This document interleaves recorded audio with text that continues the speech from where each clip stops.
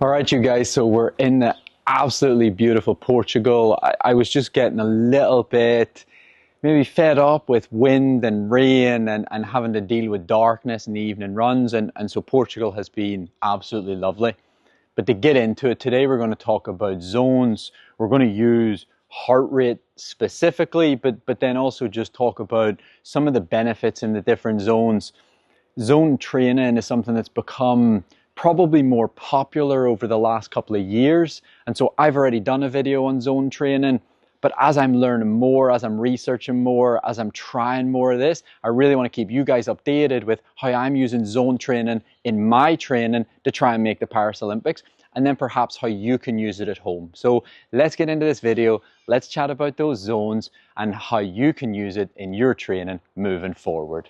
Today's video is sponsored by a company called Fourth Frontier. The reason I agreed to help support this product, you know I'm big into heart rate. Today's video, when we are going to talk about the distribution of training zones and how much time to spend in each, their product is very useful in a lot of ways when it comes to heart rate zones. The key thing that I thought for this product, first of all, there's a lot of key things. It's very good for breathing rate. That's something that we don't really track. It's very good for heart rate variability. It's very good at working out how much strain you're putting on your heart, which from a long-term health perspective is very, very useful. But the cool thing for me was that it buzzes, as in it vibrates, if you're not in that zone. It's like when you're driving your car and you don't have your seatbelt on and it beep, beep, beep. It makes you put that seatbelt on. And I thought the cool thing for this is if you are going to place an importance on sticking within these zones, you set that up and it gives you that vibration alert if you're outside it, whether it's above or whether it's below. But let's get into today. You can check that product out, all the link and everything in the description. But let's talk about managing these zones, different variation within the zones, and why you should sort of make sure that you have variation in your training. I think we're being pushed heavily towards a sort of threshold dominated sport. There's a couple of reasons I think that's the case. I think it's comfortable to go out there and say to yourself, I'm going to do reps at threshold. I'm going to do a tempo at threshold, or I'm going to do a zone 2 run. And they're quite sexy, and don't get me wrong, they're super, super useful. But I think it comes down to we find comfort in repetition around areas that we're happy to work with. Because even though you're working and you can get these speeds to be pretty quick and you feel good, it's just a nice area because it's not asking a terrible lot of the psychology when it comes to crap. We need to work a bit today. Think of a glass of water, right? Can be sparkling water, can be still water. It's irrelevant, right? And you pour cordial into it. Anybody that doesn't know what cordial is, it's like sugar water. It's strong, right? So you pour some of this cordial in, strawberry, banana, I don't know, lemon, lime's irrelevant. You pour that in, and as you pour more of the cordial in, this mixture, the strength of your glass of water becomes stronger towards the formula that you're pouring in. So let's say it's, raspberry cordial, you pour it into your glass of water and it turns into a glass of water that tastes like raspberry. The more of the cordial that you pour in, the stronger it becomes, right? The concentration of the glass changes. You can start to think of zone 1, zone 2, the easy days, maybe your little steady run, or maybe you're moving into some marathon-y type stuff. You can almost see that as you're diluting the water, as in you're pouring more water in. You're taking the concentration down, okay? And so by doing work like that, you're keeping things at like a neutral place, okay? And then when you move into the likes of zone 4, zone 5, and you really start to push, okay? The more type of work that you do in that zone 4, zone 5, you're bringing up the concentration of your glass, okay? The reason I'm telling you that everybody is different and every event is different, but for optimal performance, you still need to have a combination of all of these areas, okay? So you still want to have plenty of water, of course you do, but maybe you're an athlete that when you do 1 or 2 sessions up in zone 4, zone 5, maybe all of a sudden your glass of water is dominated with, say, raspberry or strawberry. I know it's silly, but bear with me. Some other athletes can afford to do more of zone 4 or 5, and it doesn't have the same impact on the balance of their training. We've kind of moved away from our glass of juice, but still think about it. And so as you've moved into these higher intensities, and as you're changing the makeup of your physiology, and that's just like this glass of juice, etc., some athletes can get away with doing more of the harder stuff, and some actually have to do less. I seem to be the type of athlete that if I don't every sort of 7 to 10 days do something likely up in that zone 4 or that zone 5, and I mean work, if I don't work and I don't push myself, my body tends to just get a little bit stale, even at those lower intensities. So I'm out there, I'm doing the lower intensity, my heart rate's quite low, and I'm thinking to myself, this feels like hard work. And then all of a sudden I go and I do some hard hill repeats, or I do some track stuff, or I do just a harder tempo.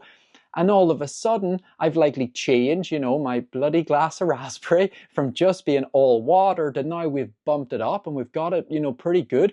And then suddenly when I back off to some of those other lower intensities, I feel good. That breathing feels under control. I don't feel as anxious. I don't feel like I'm forcing it. So I seem to be the kind of athlete that needs to keep in touch with some of those higher intensities, and it doesn't fill my glass too much that it becomes overpowering, right? If you're the kind of athlete that still, even maybe 2 weeks, 3 weeks go by and you haven't done sort of any VO2 reps, any hill reps, any harder tempo stuff, and you're still feeling quite good, and there's still improvement in your lower end stuff, marathon, half marathon, perhaps you don't need as much of the higher intensities. And so every athlete's different. Of course, it depends what event you're training for.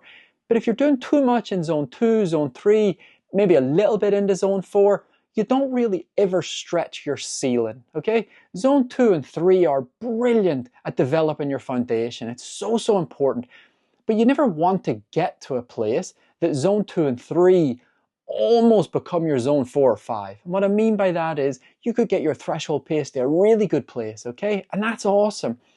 But then if you work maybe 10 seconds a mile, 15 seconds a mile faster, and it kills you and you can barely do it, your ceiling has dropped and it's almost too close to then your thresholdy type stuff.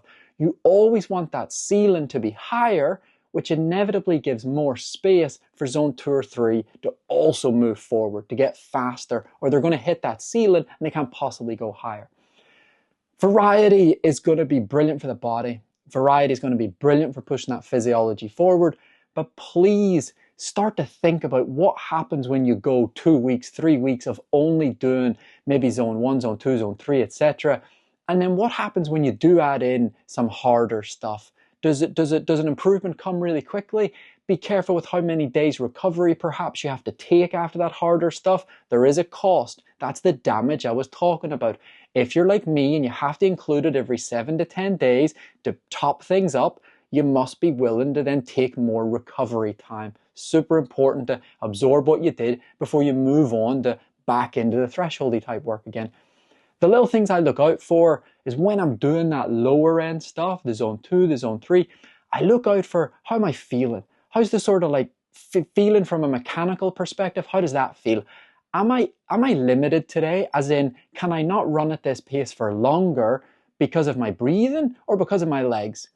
If it's the likes of the legs, then perhaps you need some like strides, some hill strides, etc. If it's the breathing, well then perhaps you haven't pushed that ceiling high in a while, and so your max breathing rate, that max area of pushing, is actually getting lower. So you're thinking, God, I'm quite out of breath here, and that's because in 3 weeks, that's the hardest you've pushed. You're not used to it. Then you go run 10 times a minute hill as hard as you bloody can, you blow that breathing rate through the roof, and the next time you come back to threshold, that little breathing rate at threshold, it feels bloody lovely.